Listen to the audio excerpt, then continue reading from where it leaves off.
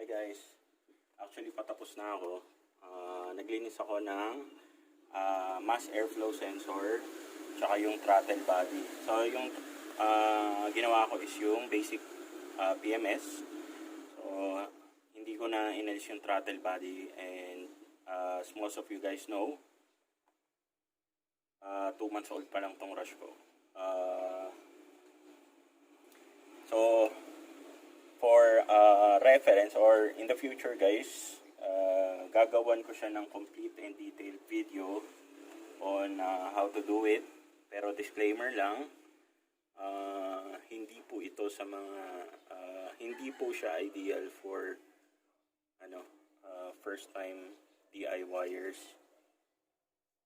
At least dapat may basic knowledge kayo, or dapat sundan nyo rin yung guide gagawin kong video. Okay?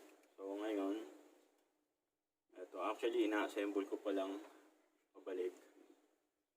Itan muna natin yung intake hose na clamp.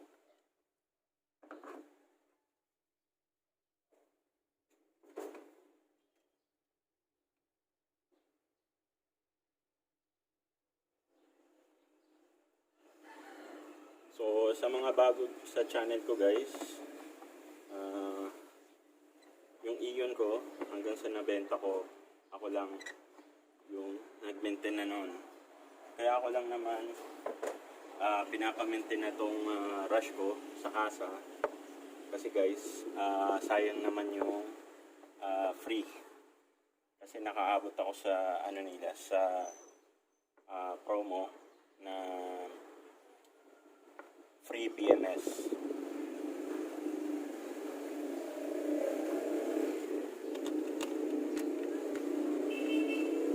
Yung free PMS ko guys is up to 20,000 kilometers. So i-avail ko muna yon kasi sayang, di ba? Bukod sa free labor, free rin kasi yung materials. So parang promo siya nung Toyota nung pagbili ko ng rush ko.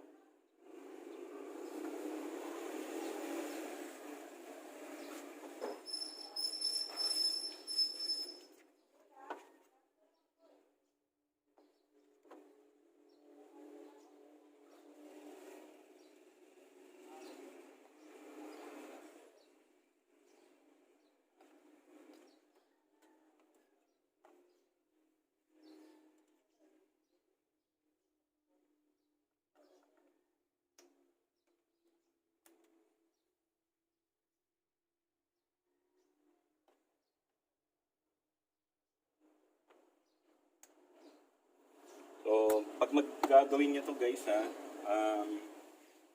be very careful pagdating sa MAP sensor, yung mass airflow sensor. Ito yon. Meron kasi ang manipis na wire. So, yung wire na yun yung nagme-measure ng air velocity papasok ng combustion chamber. So, pag yan po sira, check engine po yan. So, ang takbo po niyan is either palyado, hard starting, and of course may check engine light yan sa inyong dashboard. So actually dapat kanina pa ako tapos, pero sinasabay ko na rin kasi yung linis. Lately kasi nag-uulan dito sa amin. So since nakakalas na rin naman lahat, so might as well linisan na rin, di ba?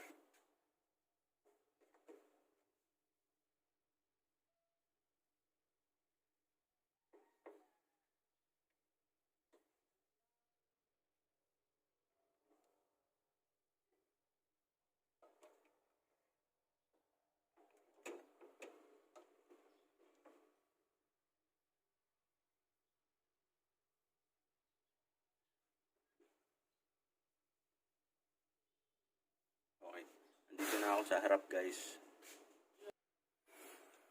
Okay guys, so binago ko lang yung angle ng camera kasi tapos na tayo mostly dito sa throttle body. So finishing, kumbaga patapos na tayo.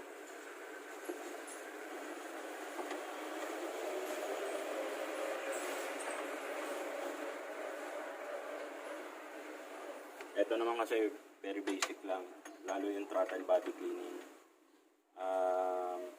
Ang hassle lang dito is pag magpapalit ka na ng halimbawa yung compressor, yung alternator madali pa kasi nasa taas, yung compressor kasi nasa baba.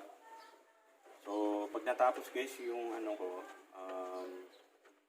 yung free PMS ko sa Toyota, doon na ako maglalabas ng mga video kagaya nung sa iyon ko, yung mga brake bleeding, brake cleaning, tapos change oil, DIY oil change, yan. Maglalabas na ako yan.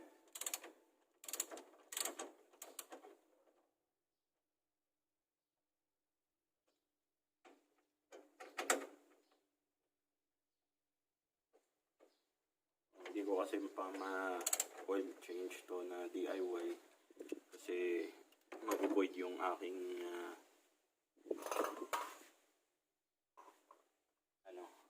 PMS na freebie.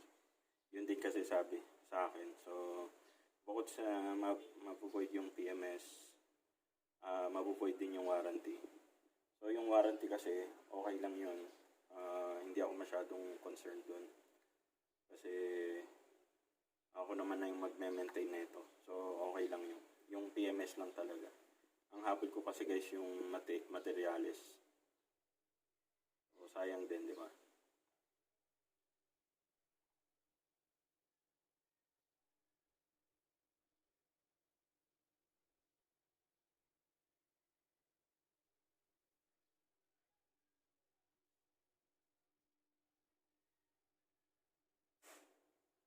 So para mas madali, i-lubricate natin kung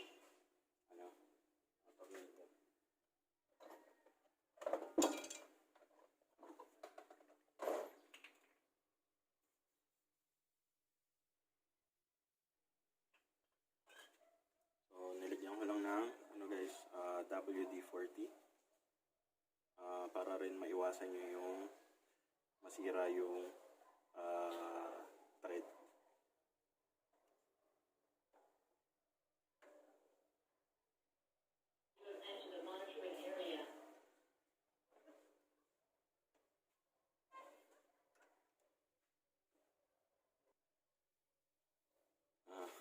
Okay guys, at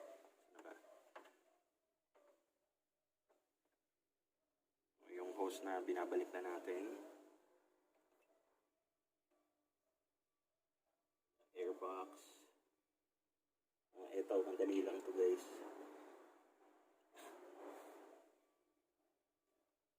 So make sure lang na nakalapat siya para hindi magkaroon ng leak. Good. Kasi pagka nagkaroon niya ng leak, especially sa vacuum, yan magsisimula yung backfire, kasi magli-lean mixture po yung inyong makina.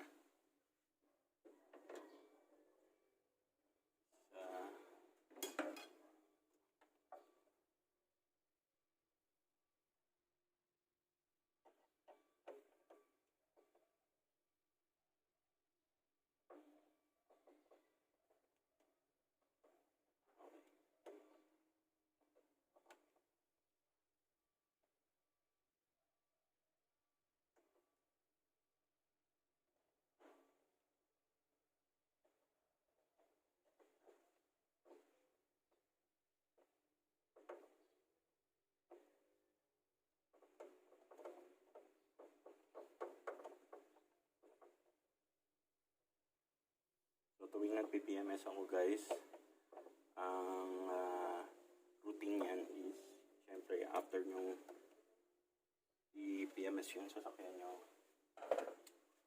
paandarin nyo. Diba? Para i-check if meron kayong, siyempre bago nyo paandar, i-check nyo muna.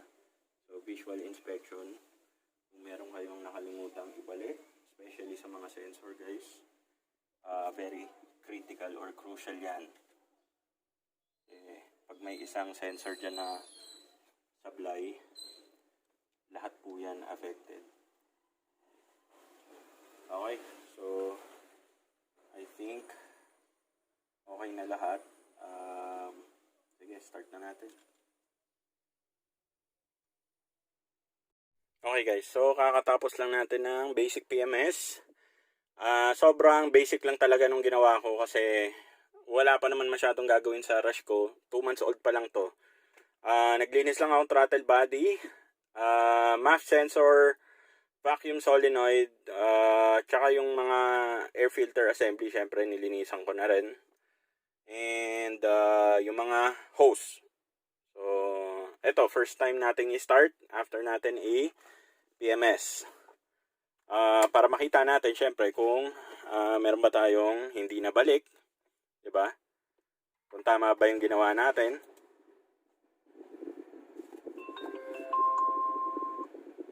Okay, good. No check engine light. No nothing. Siyempre, tingnan natin yung engine bay.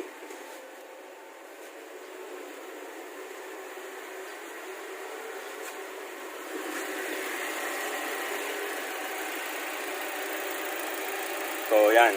Kanina, dito tayo, wala talaga to. Baklas lahat. Yan, pati ang mga sensor. So, good. Fluids ko, lahat yan. Nasa tamang level. Tapos, ayan yung toolbox ko. Gamit ko rin sa iyon ko yan. So, siyempre, ayan, nag-kick in na yung fan motor tsaka yung compressor. Check natin ulit.